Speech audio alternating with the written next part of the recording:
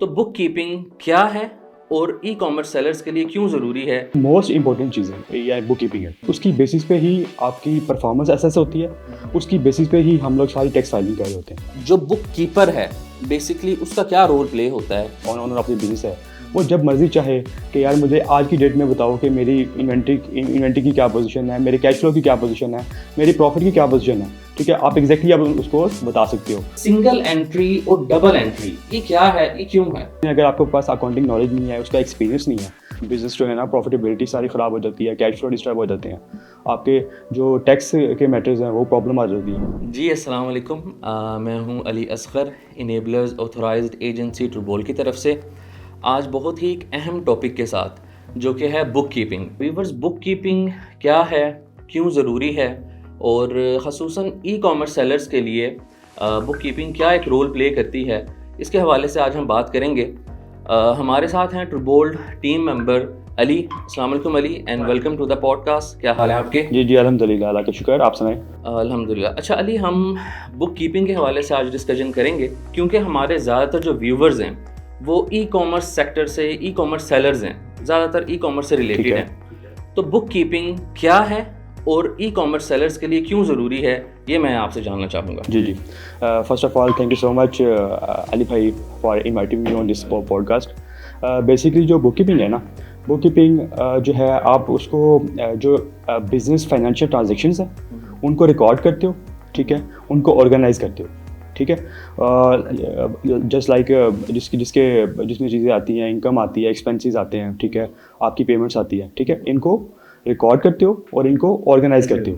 ठीक है, हमें बेसिकली जो मेन जो है ना ये book keeping main pillar of the business है।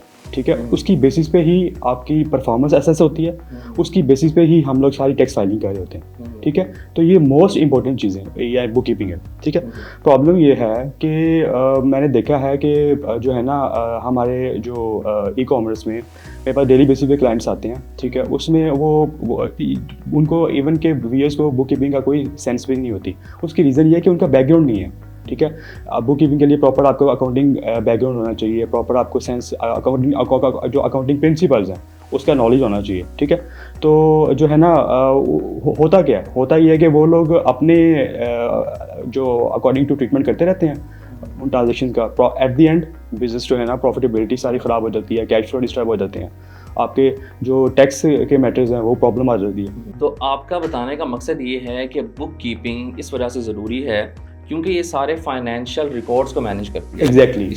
तो हम मूव करते हैं अपने नेक्स्ट क्वेश्चन की तरफ। जी मुझे ये बताइएगा कि बुक कीपिंग हमने जानी कि क्या है, जो बुक कीपर है बेसिकली उसका क्या रोल प्ले होता है। हम क्योंकि ट्रूबोल पे अगर एक बुक कीपर को असाइन करते हैं as a book keeping service के लिए किसी भी ई कॉमर्स सेलर्स को, तो एक्चुअली बुक कीपर ने करना क्या है और इसका बेनिफिट जो ई कॉमर्स सेलर है या जो हमारा क्लाइंट है उसको क्या हो सकता है। जी बुक कीपर क्या करेगा, बेसिकली जो भी डेली बेसिस पे ट्रांजेक्शंस हो रही हैं, आप इन्वेंट्री को बाय कर रहे हो, ठीक है, आपकी सेल्स हो रही हैं, उनको डेली बेसिस पे उसको रिकॉर्ड करेगा। ठीक है, रिकॉर्ड करने के लिए डिफरेंट आप मैनुअल भी रिकॉर्ड कर सकते हो, इन एक्सेल भी कर सकते हो, डिफरेंट सॉफ्टवेयर्स भी हैं। ठीक है, जो जहाँ पे आप रिकॉर्डिंग करते हो। ठीक है, और जो है उसमें कंप्लीट जब आपकी उसमें यानी कि A to Z आप सारा रिकॉर्ड मेंटेन करते हो। फॉर एग्जांपल आपको 1 वीक बाद या 15 डेज़ के बाद आप भी कहते हो कि यार मुझे फॉर एग्जांपल मुझे 15 दिनों की परफॉर्मेंस चेक करनी है बिज़नेस की, तो आप जस्ट 1 क्लिक पे आपको सारी रिपोर्ट्स अवेलेबल होती हैं।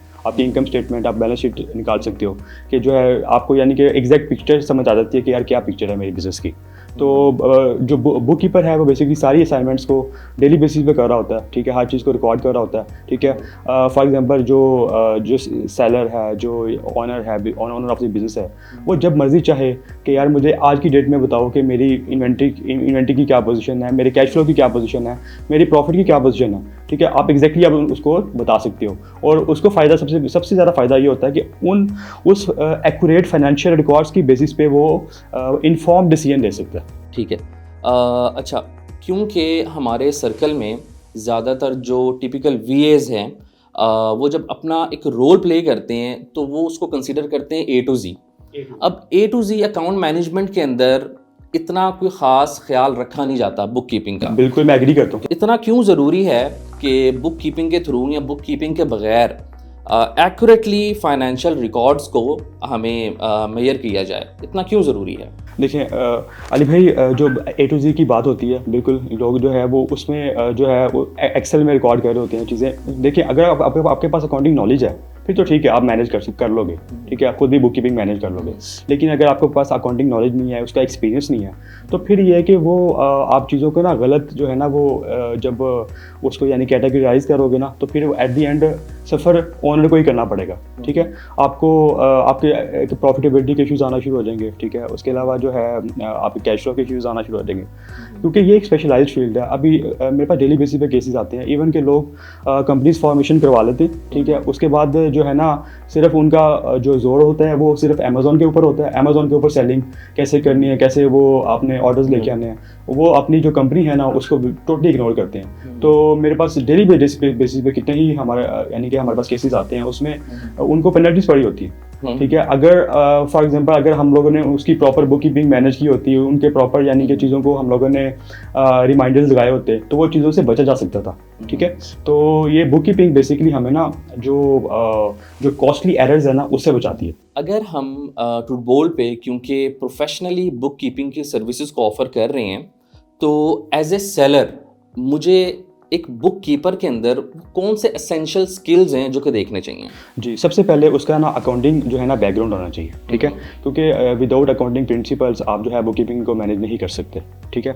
उसके अलावा उसको जो है लाइक जो अकाउंटिंग सॉफ्टवेयर्स हैं जिसके ऊपर उसने जो है ना बुक कीपिंग करनी है, ठीक है, उसका नॉलेज होना चाहिए, ठीक है। और उसके अलावा थर्ड नंबर पे उसकी कम्युनिकेशन स्किल्स बेहतर होनी चाहिए। ऑब्वियसली उसने आपको कम्युनिकेट करना है, तो वो तो बेसिक एक नीड है, ठीक है। तो बेसिकली ये स्किल होना चाहिए। बाकी उसका थोड़ा आप एक्सपीरियंस भी चेक कर सकते हो, ठीक है, ताकि जो है ना वो इस फील्ड का स्पेशलाइज बंदा हो, ठीक है, जो आपको प्रॉपर सारी चीज़ों को मैनेज कर रहा हो। ठीक है, बताने का मकसद ये है कि जो कि हमारे सर्कल में ज़्यादातर कम नॉलेज वाले वीएस होते हैं, उनके हाथ में एटलीस्ट ये काम नहीं होना चाहिए। नहीं होना चाहिए, एग्जैक्टली। अच्छा, बुक कीपिंग के अंदर जब बुक कीपिंग की बात होती है तो इसके अंदर एक टर्म बड़ी मैंने सुनी है, उसके हवाले से मैं आपसे जानना चाहूँगा कि ये सिंगल एंट्री और डबल एंट्री ये क्या है, ये क्यों है?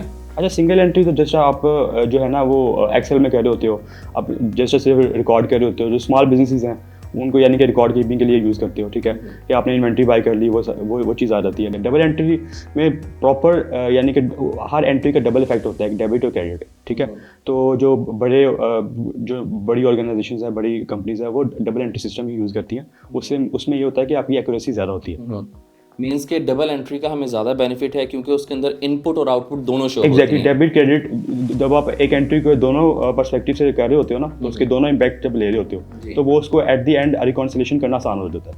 ठीक है, हम ट्रूडबोल पे बिजनेसेस के कैश फ्लो को किस तरह से मैनेज कर सकते हैं ज़्यादा से ज़्यादा बेहतर करके? जी, कैश फ्लो देखें कि जब आपकी प्रॉपर बुक कीपिंग होगी, ठीक है, आपको पता होगा कि मेरे इतने रिसीवेबल्स हैं, मेरे इतने पेएबल्स हैं, ठीक है, और उनकी फॉर एग्जांपल जो आपने रिसीवेबल्स हैं उनकी जो पेमेंट्स आनी है, ठीक है, उसका जब आपको नॉलेज होगा, ठीक है, तो आप क्या करते हैं कि आप जो है ना प्रॉपर अपना जो कैश फ्लो जो होती है ना एक लाइक बजटिंग कैश फ्लो, वो इजीली फॉर्म कर सकते हो, ठीक है। तो उसमें क्या होगा कि आपको जो है आपका इजी हो जाएगा कैश फ्लो को मैनेज करना, ठीक है, क्योंकि कैश फ्लो प्रेडिक्शन जब आसान हो जाएगी तो कैश फ्लो मैनेज करना आसान हो जाएगा।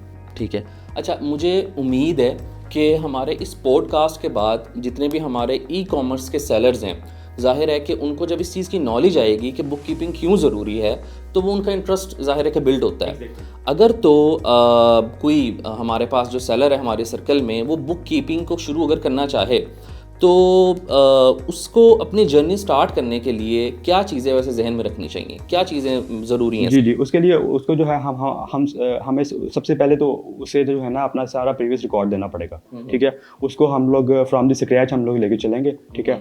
हम लोग मंथ वाइज उसको सारा रिकंसाइल करेंगे। उसके बाद फिर जो है ना उसको अप टू द मार्क हम लोग जाएंगे, अप टू द डेट लेके आएंगे, ठीक है। और फिर उसके बाद फिर उसको आगे उसकी जर्नी चलेगी हमारे साथ। ठीक है, मींस कि अगर तो किसी की अभी बुक कीपिंग का रिकॉर्ड्स, फाइनेंशियल जो रिकॉर्ड्स हैं वो मैनेज नहीं हैं, तो हम उसको पुराने रिकॉर्ड्स को भी एग्जिस्टेंस में लाके उसको अलाइन करके आगे लेके चलेंगे। एग्जैक्टली, ठीक हो गया। इससे बेनिफिट हमें बेसिकली ये होगा कि जो पुराना रिकॉर्ड है और जो अपकमिंग रिकॉर्ड है उनका वो मेंटेन रहेगा और उसकी बेसिस पे भी हमें काफ़ी इन्फॉर्मेशन मिल जाएगी। उनको हम लोग प्रोवाइड कर सकते हैं कि भाई एग्जैक्ट आपकी बिजनेस की पिक्चर जो है ना ये है, ठीक है। अच्छा, हम जब भी कोई बिज़नेस स्टार्ट करते हैं, चाहे वो ई कॉमर्स हो, चाहे वो फिज़िकल बिजनेसेस हो, हम देखते हैं लॉन्ग टर्म में बुक कीपिंग का फ़ायदा अगर है तो क्या देखते हैं आप इन फ्यूचर बुक कीपिंग क्या वाकई ही इफ़ेक्टिव रहेगी? एग्जैक्टली बुक कीपिंग देखिए, जब आपकी बिजनेस की परफॉर्मेंस ही बुक कीपिंग से ही आनी है, तो फिर बुक कीपिंग के बगैर तो कोई सर्वाइवल है ही नहीं ना।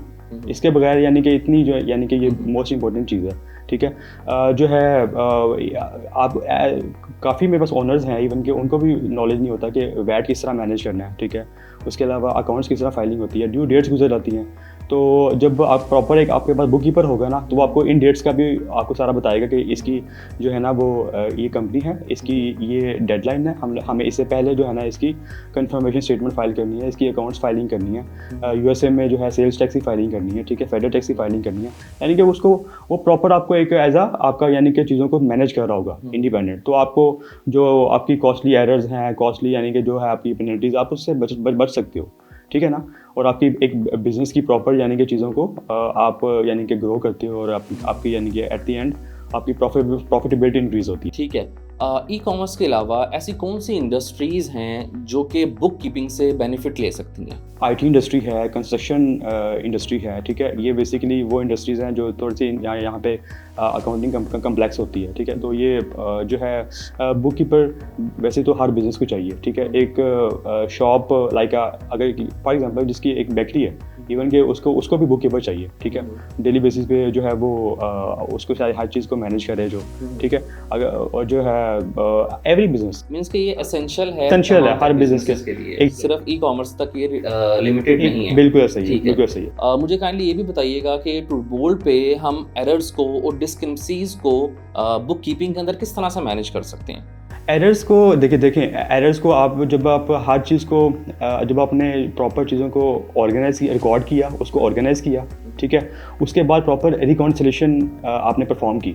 तो ये है कि रिकॉन्सिलेशन से ना, अगर आप डेली बेसिस पे रिकॉन्सिलेशन कर रहे हो, तो आपके जो एरर्स है और ये जो है प्रॉब्लम्स हैं, इसे आप जो है ना काफ़ी हद तक बल्कि नियर टू ज़ीरो आप यानी कि कर सकते हो इसको। ठीक है। मैं अपना आखिरी सवाल लूँगा और फिर हम इस पॉडकास्ट के अहतमाम की तरफ चलेंगे। मुझे ये बताइएगा कि हमारे पास जब हम बिज़नेसेस करते हैं ई कॉमर्स रिलेटेड, अमेज़ॉन में काफ़ी अगर बिज़नेसेस हम देखते हैं, तो हम ज़्यादातर जो मार्केट टारगेट करते हैं वो यूएस है, यूके है, जर्मनी, ऑस्ट्रेलिया है।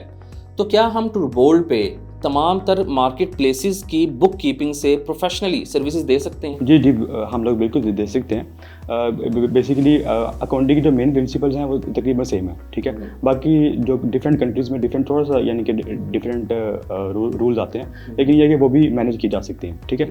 तो बाकी जो है ना हम लोग इसको बड़ा इफेक्टिवली मैनेज कर सकते हैं और जो है ना एट दी एंड इसका फ़ायदा सेलर को ही होगा। ठीक है।